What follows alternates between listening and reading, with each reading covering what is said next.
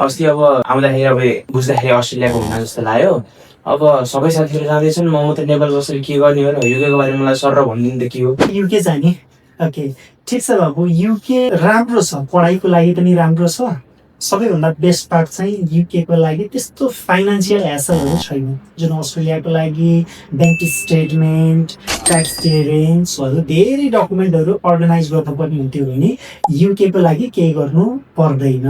Means त्यस्तो धेरै hassle लिनु पर्दैन, सामान्य डकुमेन्टहरूले पनि हुन्छ। मेजर कुरा भनेको यसमा चाहिँ पैसा नै हो। तिमीसँग यदि 1 वर्षको फिस तिर्ने गरी 35 देखि 40 लाखसम्मको पैसा छ भने तिमी सजिलै युके जान सक्छौ।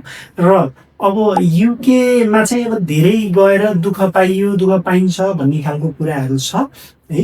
अब त्यो किन दुःख पाउँछन् भन्दाखेरि अलिकति राम्रोसँग तयारी नगरिकन जाँदाखेरि विद्यार्थीहरूले दुःख पाउँछन् र रेलिभेन्ट कोर्स नपढ्दा, रेलिभेन्ट युनिभर्सिटीहरू नपढ्दाखेरि स्टुडेन्टले धेरै दुःख पाइरहेको उदाहरणहरू छ।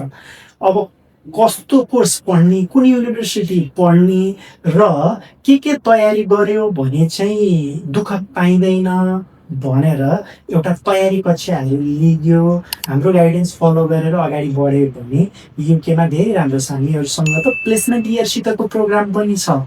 भनेको तिमी चाहिँ पढ्दै काम गर्दै गर्न पाउने त्यस्तो खालको चाहिँ युनिभर्सिटी प्रोग्रामहरू हामीसँग छ।